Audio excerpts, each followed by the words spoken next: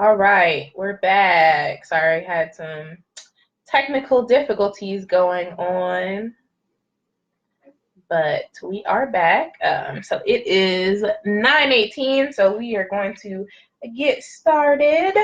And we back, and we back, and we back. My Chance the Rapper fans. All right. So, thank you guys for joining us again. This is a much heavier topic this week, but so necessary. And we really enjoyed talking to you guys last week. So, how did you enjoy last week? I thought it was pretty good. It was very informative and some stuff that people definitely needed to hear. I learned something. Yes. So, good. I'm glad you did. Me too. This week we are talking about depression, suicidal thoughts, all of that. So heavy stuff, but feel free to interrupt anytime. I said earlier when we were having technical difficulties, I have a little bit of a sniffle, so please forgive me. Sipping on our tea. Fun icebreaker before we get into all the heavy stuff. So how do you take your tea? What kind of tea do you like, and how do you take your tea? I like pretty much any tea. I like it nice and sugary, Mm-hmm. and I'm really enjoying like putting the coffee creamer into the tea. Okay, you got that from me. I did. I mean, I'm not mad at it. Usually I like tea, like my men, strong and black. I like black tea, but when I'm trying, especially when it's at nighttime, I try to watch my caffeine. So I will do like a coffee creamer in there to help cut the caffeine, and makes me feel very British, because then I'm just like, I've got cream in my tea, so I feel British. But anyway, so we will get right into it. But I had to bring a little levity to the situation. So when I'm talking about depression today, I'm going to be talking about clinical depression. So clinical depression is not normal or temporary moods caused by life events or grieving, though they definitely can trigger depression. So clinical depression, as described by the DSM-5, or this is the Diagnostic and Statistical Manual of Mental Disorders, the 5th edition, is when there are 5 or more symptoms that occur during a 2-week period. So this is a continuous 2-week period, and at least one of those symptoms are a depressed mood or a loss of interest and pleasure. So there's different types of depression. There's major depression, and those are symptoms that last 2 weeks. They can interfere with daily functioning. There's persistent depressive disorder. So that's also called dysthymia. And so what that is depressed mood for most of the day, more days than not. So these are the people who are saying, okay, I feel depressed more often than not. It might not be every day, but most days out of the week. So I might ask people, okay, 3 out of 5 days, 4 out of 5 days if you're feeling depressed. And then this usually goes on for at least 2 years. And this depression can be a subjective account, or this can be observations. So this is how it's often identified as in children. They might not know what they're feeling, but if parents are observing this, excuse me. And so this ongoing depression is for at least 2 years. In children or adolescents, the mood can be irritable, and the duration must be at least 1 year. So that duration is a little bit less when it comes to children. Then there is bipolar, and again, there's tons of different like specifiers and features of depression, but this was kind of just like a quick overview. And I will have links as usual to all of the different sites that I found the information on, and you can also look up things on the DSM as well. So then there's bipolar 1 disorder, and that's often called manic depression. So this involves cycles of mood. So it must include at least one full manic episode. And so depression doesn't have to be experienced when it comes to bipolar 1 disorder. However, it often is. So they usually go hand in hand, the mania and the depression. The manic episode, to be called a manic episode, this is, or rather, let me give examples of types of mania. So that could be increased talkativeness, increased self-esteem, or grandiosity. So I feel like I'm the president, or I feel like, everyone in this room is here because they're just here for me, or so things like that. A decreased need for sleep, racing thoughts, and increased risk-taking behaviors. So this could be risk-taking behaviors when it comes to sexual activity, when it comes to spending money, anything that would be considered a risk or risky behavior, if there's an increase in that. Then there's bipolar 2 disorder. And so that is characterized by a depressive episode and then something called hypomania. So that's mania, but not as severe. So it's interfering with daily function, but not always negatively. So you might see people who might have a manic episode. So it's hypomania. So maybe they just have a really great surge of ideas. And that might actually help job performance or school performance or something like that. And so there is some interference in daily functioning, but not severe enough for a hospitalization. And again, there's that mood component as well. And then usually with the bipolar disorders, most commonly you realize that there's some cycling that goes on. And again, there's different specifiers. It could be like rapid cycling. It could be, most recent episode depressed, most recent episode manic, most recent episode it's mixed, so there's a lot of different specifiers, and we could spend hours just talking about all of the different things, but this is kind of, again, just a basic overview. Then there is seasonal depression. And so a lot of people will deal with this. I know this is something that I even have dealt with before. And so we see that usually it's a specific time of year. And full remission occurs at a characteristic time. So example, you start feeling the depression in the fall and the winter, but then once the spring comes, those symptoms of depression should be fully resolved. And then there's postpartum depression, and usually that's a depressive episode that occurs during pregnancy or within 4 weeks following pregnancy or following delivery. And there's a lot of different specifiers. They've added a lot of things as far as depression that comes before pregnancy or right at the onset of pregnancy. There's a lot of different specifiers about that too, that you can find online at the links that I will be posting. So I kind of wanted to just clarify a little bit about the types of depression and, just some general information about that. So 16.2 million or 6.7% of U.S. adults will experience one major depressive episode in a given year. And so that it doesn't sound like a lot, but to me, I don't know, 16.2 million people. That's a lot of people. Quite a bit. So before we get into screening for depression and the signs and the symptoms, I wanted to talk about some of the common myths that we hear about depression. So when you think about myths that you've heard about depression, what are some myths that you've heard, or myths that you even might have believed yourself?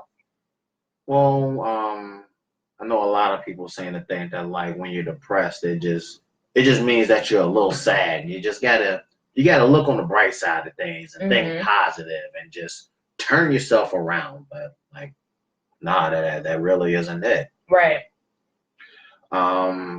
Also, I know people seem to think that if you have depression and you need medication, stuff like that, that makes you seem people seem to think that makes you weak.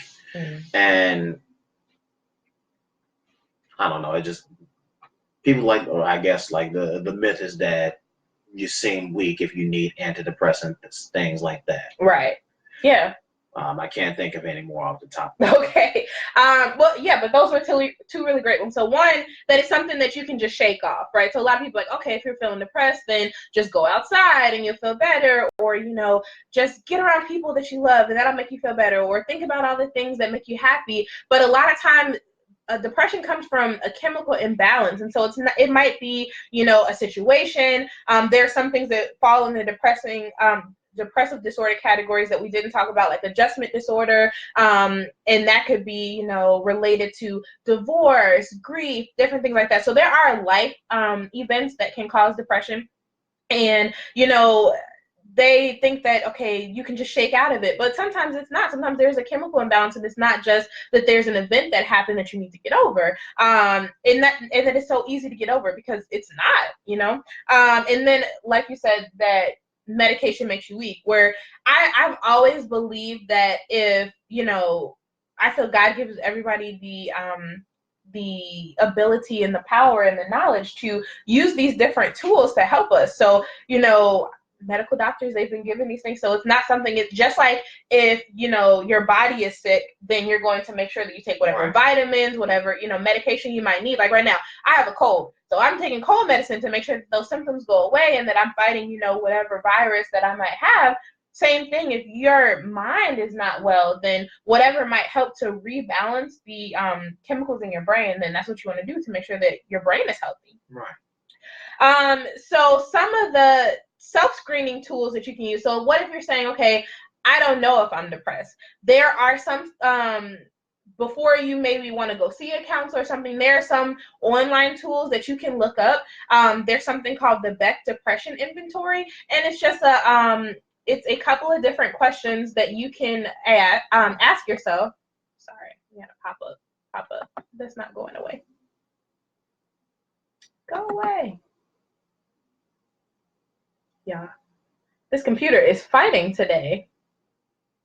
Joys of technology. Yes. Sorry. So hopefully you guys can still hear while this is going on, because I don't know what is going on with this thing. Okay, we're just gonna ignore it. What was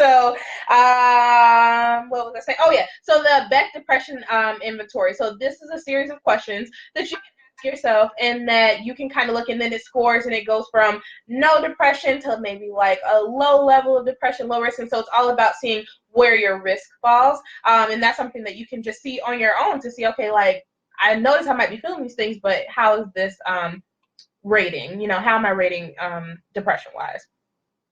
There are other forms of treatment, so counseling, medication, and so counseling, that could be individual, you can do groups, it could be over the phone, it could be faith-based counseling, whatever that might look like. There are different different forms, sorry, I'm tongue-tied today, of psychotherapy that go on, and different things that help different people. Can you think of any other treatments of like depression? Treatments, mindfulness, practicing mindfulness, and things like positive affirmation. Something that I like to try to do to just keep myself in a more positive mindset to fight negative thoughts is to write down. Every morning I try to do this. I try to write down at least 3 things that I'm grateful for. I'm grateful for my wife. I'm grateful for my home, for my job. I also try to do positive affirmations, say good things about myself, even if I don't believe them in that moment. I'm a good person. I'm a good husband. I'm a good father. And the more you say those things, you speak it into reality. You start to believe it, and it starts to change your mindset.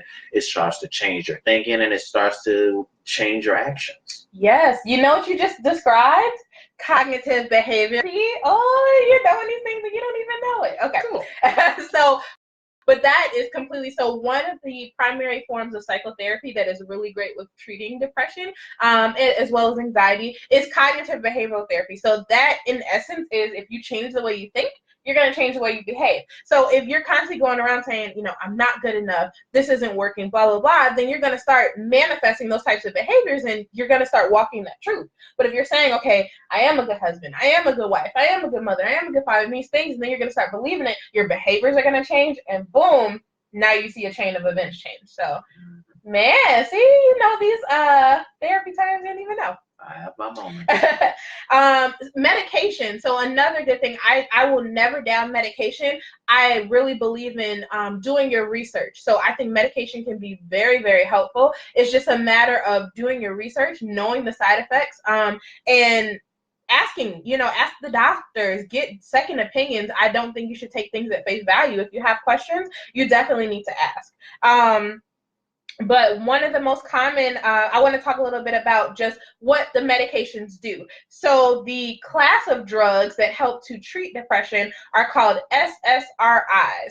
They're selective serotonin reuptake inhibitors. And so basically what these do is they relieve depression by boosting low levels of serotonin in the brain. So some of the common medications that you might hear, we hear these advertisements all the time. So Prozac, Celexa, Zoloft, Paxil, Lexapro, these might be some of the most common ones you've heard. And so these are just in that class of SSRIs. And so basically, again, they just boost those serotonin levels because, again, there's usually that chemical imbalances going on. And so that's what the medications do, is they help to balance out and restore a balance in your brain chemistry. So when you think about signs of depression, what do you think of?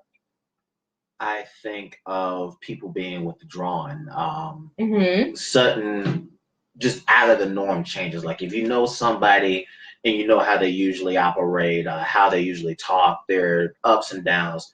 If you see that sudden, just like that sudden shift of just like, you good, just that's a pretty good sign, I think. Yeah, so a change in behavior, absolutely. That isolation. Anything else that you think about? Just a change in will, like the will to get out and do things, to get up in the morning, to eat, sleep, things of that nature, things that are like normal human functions, the change in that. Yeah. So motivation is a big one. So just like that loss of interest. And if we think about like when we talked earlier about like how major depression is classified, usually one of those things that has to be present is not just a depressed mood or a loss in interest in things. So or a loss of pleasure in things that were previously enjoyable. So if a person, maybe was like, well, I used to play basketball every weekend with my friends, but now I just don't want to go. I don't really find it interesting anymore. And so that might be a sign of depression. There are also some things that we might not think of when we think about someone who is experiencing depression. So if they're in pain, a lot of times we will have physical pains and aches and things like that, and that could be associated to depression. So the body constantly aching, headaches, just feeling like not well, that can be a sign of depression. And tiredness. Yeah, feeling tired. Weight gain or weight loss. So sometimes there is like people who are constantly like eating lots of food, or maybe your appetite changes and you don't want to eat at all. So that could be a sign of depression.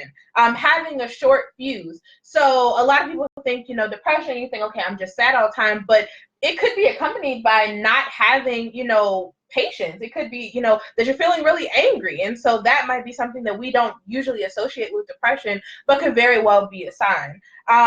Feeling numb. So again, that's kind of that loss of pleasure that's going on. We're saying, okay, the things that used to be enjoyable, they're just not enjoyable, or I really just don't feel anything. It's not either a positive feeling or a negative feeling. It's just I don't feel anything at all.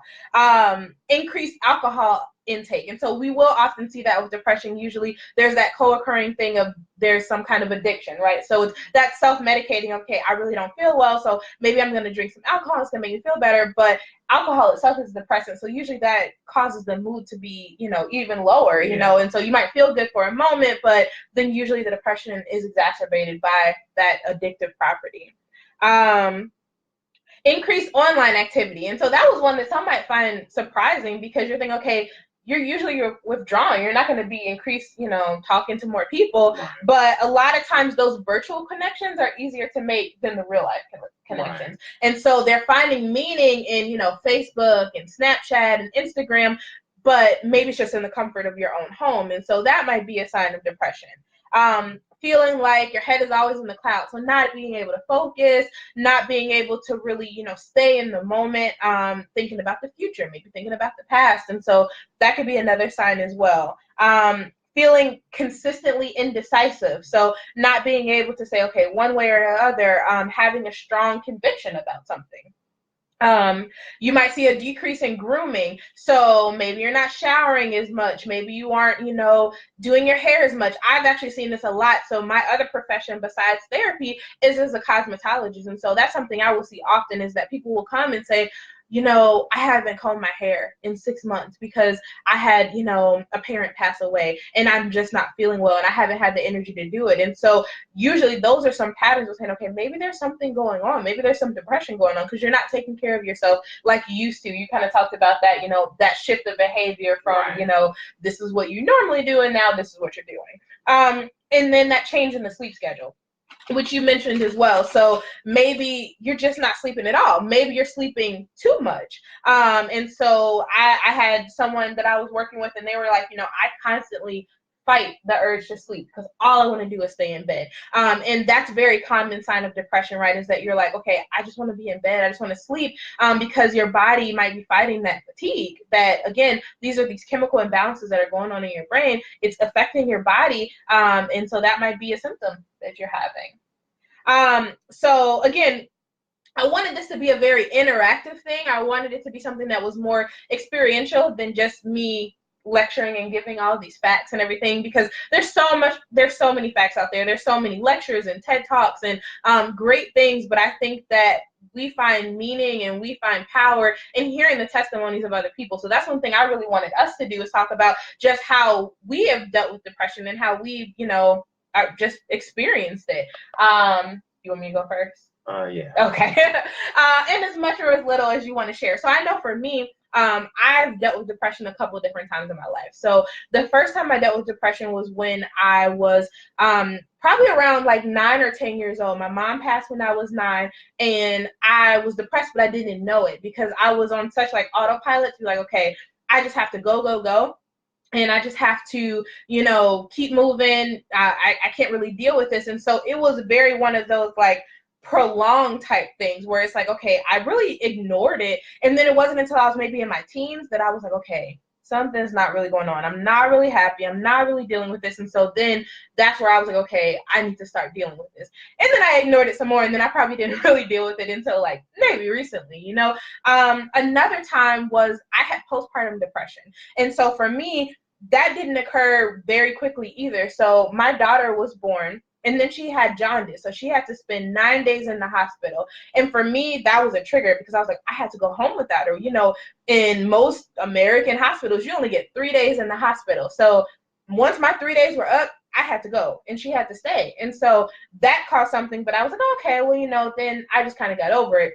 But I didn't really, because it was kind of compounding itself upon each other, and I never really processed it. Then, I went through, having to be with her, and then I created the bond. It was great. I couldn't breastfeed as long as I wanted to. So then I was like, okay, I'm not, maybe I'm not a good enough mother. And so I was dealing with all these different things. And then I was like, okay, well, I felt like I was kind of stable. But then I wound up going through a separation that eventually ended in divorce. And so for that really changed, because now I had a different dynamic. I went from being a stay-at-home mom for the first 3 years of my daughter's life to now I'm in a completely different house as her. I'm co-parenting with her dad. I'm, only having her on certain days. And so then that led to like, wow, on top of the fact, then I dealt with adjustment disorder going through the divorce, because I was like, okay, this is my first marriage. I don't know what I'm doing. Now we're getting divorced. And there was this complete change because now I'm losing this family idea that I had. I'm losing different associations. I'm losing connections. And that created a whole thing in itself. So that was kind of the multi-levels of depression that I, had dealt with. And again, it was some of that was that dysthymia, some of that was, the postpartum depression, some of that was adjustment disorder. So there was a lot of different levels to it, and so it looked different each time. It looked, I would have crying spells. Like when I was going through like the separation and divorce, it was very much like I was crying. I was in bed. I just wanted to sleep. I was functioning. I was going to work, and then I was coming home and I was going to bed. I didn't want to go out. I didn't want to do things, and so it looked different in the different phases. When my mom passed, it was very much like, okay, I'm just going to avoid all this emotion and I'm just going to keep going. But I wasn't processing it, and I wasn't able to make genuine connections because I had some walls up, and so it manifests in different ways. So if you want to share, and then again, if you have any comments, please jump in. We want this to be as interactive as possible. Even if you don't want to share your story, if you want to talk about, just if you have experienced depression in your life at all, because we know that it's something that it happens, and I definitely want, my mission and my goal is to normalize mental health, because it's such a taboo, especially I think in the minority communities, but it's something that we all deal with, and we all need support, and we all need healing. And so the more we talk about it, the more people I feel get free, the more people get healed. And that's really my mission, and one of the reasons why I'm doing this. Instead of thinking it's something that just rich people go through. Mm-hmm. Yeah. or they're just poor people, you know, that there is no socioeconomic status that is related to going through depression at all, you know. But yeah, I will share. I've never been formally diagnosed with depression or anything of that like, but I've had professionals tell me that I probably have gone through depression. I remember it specifically happening in high school, freshman and sophomore year. I did pretty good. I was just a gifted student. I could just coast through with not much effort. And then junior year hits, and that just changes. Like when you go up through different grades of high school, you got to put forth that effort. You got to put through that extra effort. Right. People expect more of you because you're getting older, and they're trying to prepare you. Mm-hmm. That didn't click for me. When I go from A, B honor roll all of the first 2 years, and then suddenly I can't get above a C, and I'm just sitting there, what's happening? Why isn't this working? And it like something that simple didn't click to me. Mm-hmm. And I just started to feel inadequate. I have a bit of a problem of putting the weight of the world on my shoulders. So I didn't really seek out the help that I should have. I'm still a little stubborn. I was much more stubborn back then, but yeah, I just didn't seek the help that I needed. And I eventually got to a point of trying, and my emotions just turned off. Like I stopped caring, and it just went downhill from there.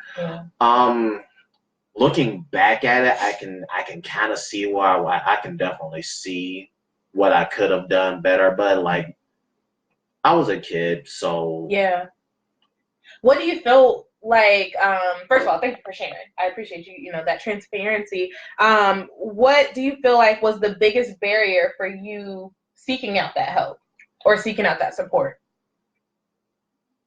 Feeling like I had to do everything on my own. Just not reaching out, because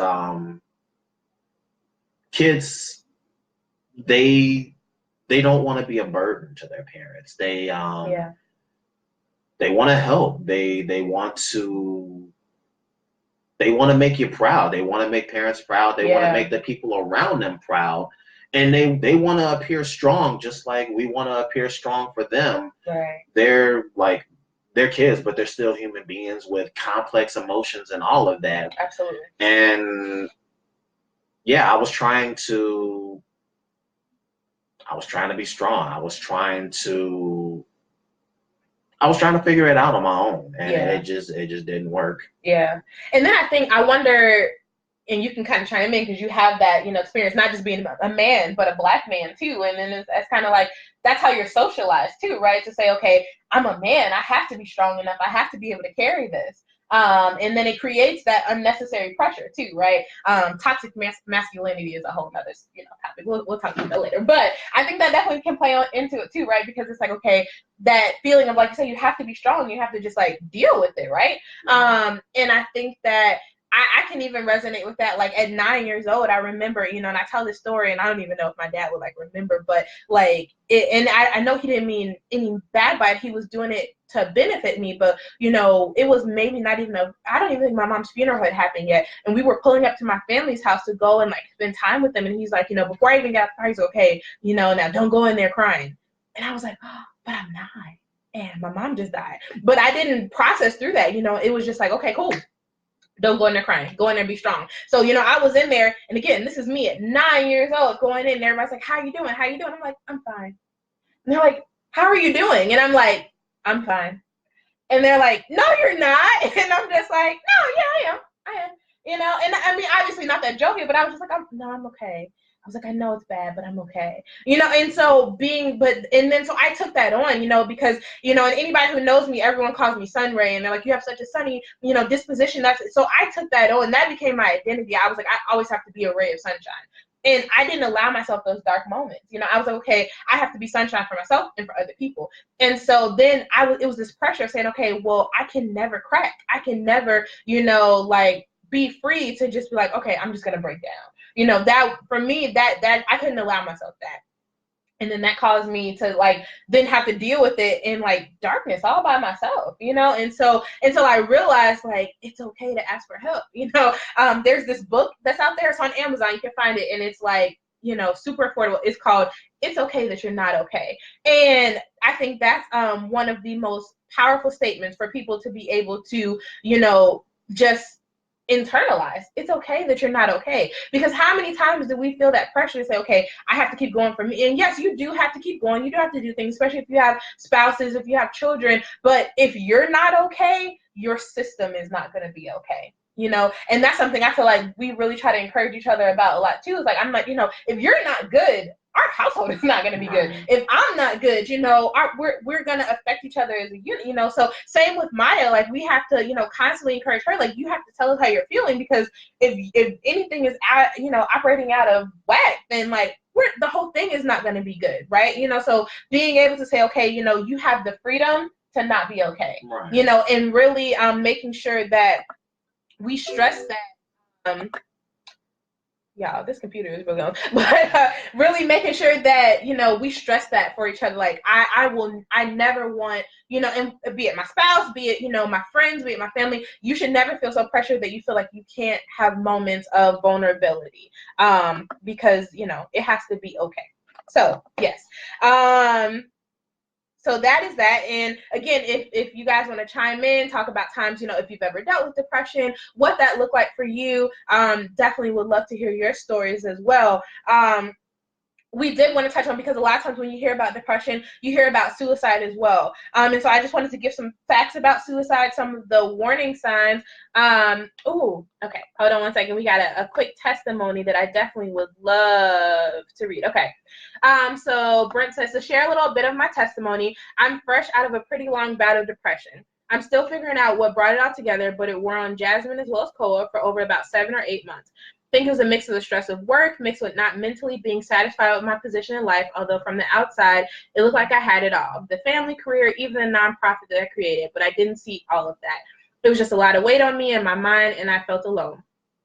It took me a while to come out of it, but it took some serious soul searching and a few really good conversations that helped me out. Plus, realizing the support of my partner in this life, I realized what I have, but no lie, looking back, I could have lost it all. And, you know, that's so real, because, you know, a lot of times we'll see that, and most people will put almost like a guilt on ourselves, right? To say, okay, I have it all. I have a family. I have a career. I'm chasing my passions. I'm doing this and the other. So I shouldn't be feeling depressed. And so then we won't even really like recognize it, because you're saying, okay, I have no reason to be depressed. But just because you can't identify a specific reason doesn't mean that it's not valid. And that's one thing that's so powerful, is validating your own emotions, saying, okay, even though it looks like everything should be okay and everything, you know, on the outside, it might be. But if you're noticing, and you know yourself so well, you know, and just trusting those gut feelings, you know when something feels off, you know. So being able to see, and I'm glad that you were able to reach out, you know, and I encourage you, please keep reaching out, you know, to your friends, to family, to, you know, professionals, because it's so important. And then just knowing you have a support system, you know, you mentioned being able to have, you know, a partner, you know, your life partner, Jasmine, supporting you. And so that makes a world of a difference when you feel like you're not doing it by yourself. Just having someone to say, okay, I'm not really feeling myself today, you know, or I'm feeling this has been like an off week, you know. And that's something, you know, even for me, like I think, you know, it takes a lot for me to be able to say, okay, maybe I'm not doing so good, because I'm, you know, I think, okay, I'm a therapist. I should be able to like think of 5 different coping skills for every situation. And that doesn't always happen, right? You know, and so like tomorrow is the 17th. So tomorrow makes 20 years since my mom passed away.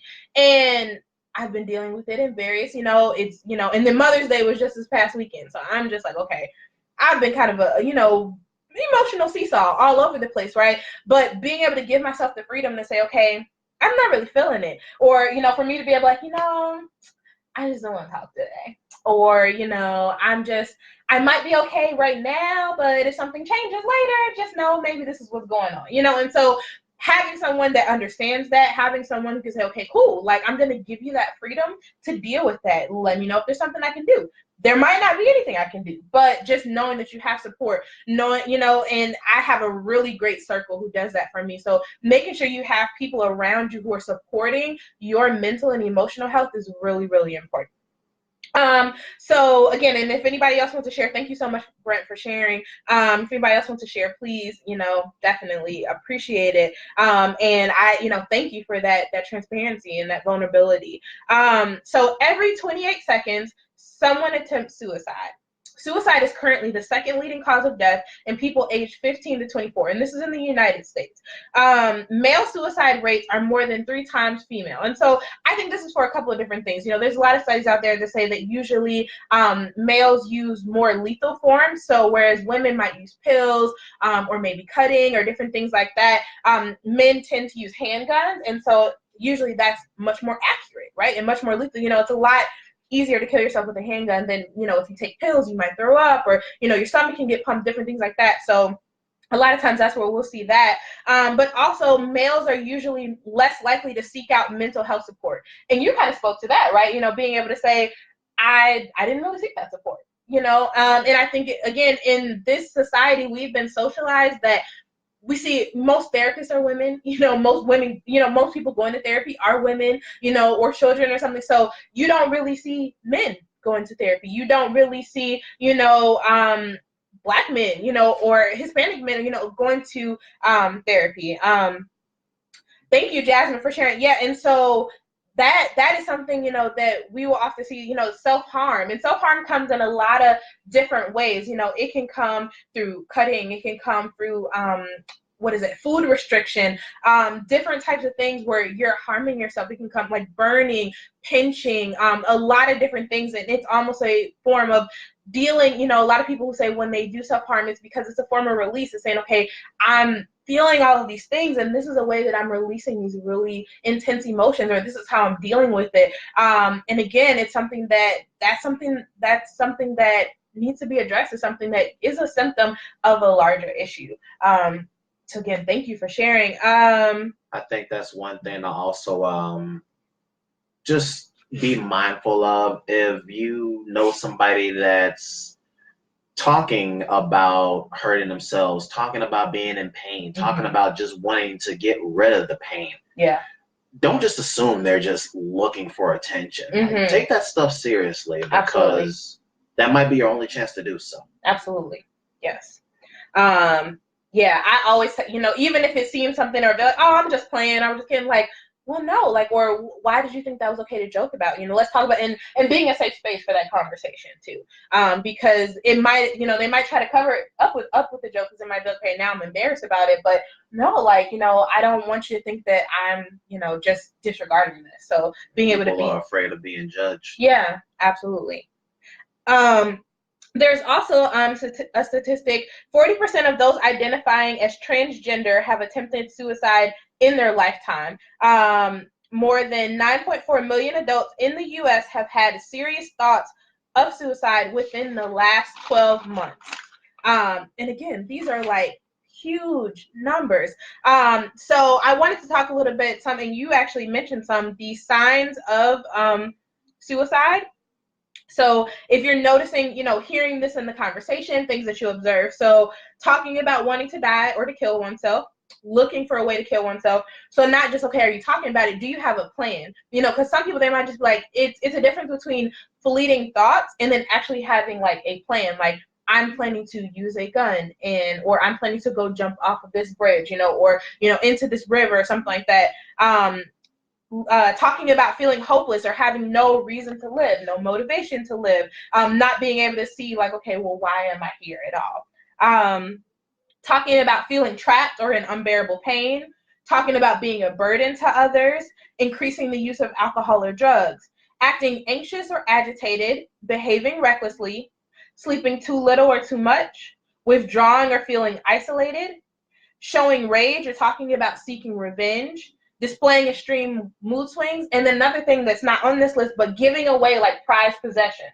So a lot of times people who've already, and these are usually when someone has made a plan, someone might, even have like a timeline of when they might be trying to commit suicide, and so they might start giving their things away, like, oh, I really want you to have this. And you're like, you've been saving this since like third grade. Why would you give this away? And like, no, I just want you to have it. Like, look deeper into that, because, I like to err on the side of caution. If it's nothing, that's great. But again, you could be saving their life just by asking questions. Right, putting their affairs in order. Exactly. And so there are a lot of different hotlines and lifelines that people can reach out to. I'm going to share some. Again, I'm going to link to them as well. There's the National Suicide Prevention Lifeline. It's a 24-hour hotline. There are trained counselors there to talk to people 24 hours, 7 days a week. It's 1-800-273-TALK or 8255. And that's 1-800-273-8255. Again, I'm going to make sure I link to that. The Veterans Crisis Line. So sometimes veterans might want to call in and talk, but maybe they don't want to talk to people who are not veterans. They might not have the same experiences. So you can call that same hotline and press 1, and then you can speak to a veteran. There's also a crisis text line. So if you text HOME, HOME, to 741-741, that is a crisis text line, and a trained counselor will get in touch with you, and you can talk to someone through text, because sometimes you might not feel like you want to talk, or you might not be in a safe enough space, right? You maybe don't want the people around you to know what's going on, so maybe you can text instead of talk. So thank God for technology. It's 2019, so you can text a crisis line instead of talking on the phone. And then for those who might be trans identifying individuals, there's a trans lifeline. It's 877-565-8860. And I'm going to link to where I found all of this. Some of it was at mentalhealth.gov. Some of it was, let's see, what was some of the other websites? There were quite a few that I found. I found crisistextline.org. And these are things I found just basic, from resources that I had and Google searches and things like that. But there's so many things. And if you need some more resources, maybe to specific groups or anything, please feel free to reach out, contact me, and I will do my best to find whatever resources that you might need. That's all I had informationally. This has definitely been, I know it was a heavier topic, but I think that it's so necessary because I think we don't talk about it enough. I really, like I said, want to normalize talking about mental health concerns, because mental health matters. It's so important. And if you're not mentally and emotionally healthy, you can't be physically healthy. You can't be spiritually healthy. Everything has to work together. Do you have any closing thoughts? Do you guys have any questions? Well, nothing new on my end. I think the thing that's stuck with me most throughout this live stream is that it's okay to not be okay. That that really sticks with me, and I hope that people understand. Like I know that, like, in those depressive spells, like, it can be like drowning in darkness. I know that it can be hard to recognize. It can be hard to turn yourself around, but I hope people recognize that there's somebody out there that cares for you. There's somebody out there that doesn't want you to be hurt, that doesn't want you to die. Yeah. You might not even know them, but they still care about you. There's somebody out there. There is hope. Yeah. And I would be remiss to just, mention the fact that, again, a lot of my all of my counseling and all of my, life mission as well comes from a faith-based perspective, so knowing that, like, the God of this universe cares about you, and so there are tons of scriptures that I can also link to that talk about, just how valuable you are and how valuable you are to God. And if no one else, the God of this universe who created everything cares about you. He cares about our emotions. And there's nothing that's too small, because I think that was the thing too. I used to be like, oh, I don't want to be a burden to God. I don't want to feel like, this is just, it's just human stuff. But it's like, He created us. He cares, and if He didn't, He wouldn't, be so attentive to our needs as He is, and so there's, always something. And if nothing else, if you never hear from anybody else, I care. And so I really want you guys to feel free to reach out if you need the support, whatever I can do to link you to a resource, or to, point you in the right direction, just knowing that there is someone who cares and there is someone who is willing to fight and advocate on your behalf, because I know how scary of a step that can be. But it's such a necessary step, and it's something that you don't have to do by yourself. So even if you want to, call someone and you just need somebody on the same line as you, do a 3-way call. Like, please don't hesitate to reach out. There's never, I don't feel I'm ever too busy to be able to, reach out and to link you to a resource if need be. So yes, please, if you need it, then it is there. That's all I have. If you guys don't have any questions, thank you for joining in. Thank you for all those who shared and who are willing to be transparent. And for those who might not have felt comfortable sharing, it's okay. Just knowing that, thank you for joining in. Please, if you need any support, reach out. And appreciate it. You have anything else? That's it? Yeah, no matter what, we all matter. Mm-hmm. We all make a difference in this world. Absolutely. We're here for a reason. Yep. All right. Well, thank you guys for joining in. I will see you next Thursday at the same time, and I hope that you guys have a wonderful evening. See ya.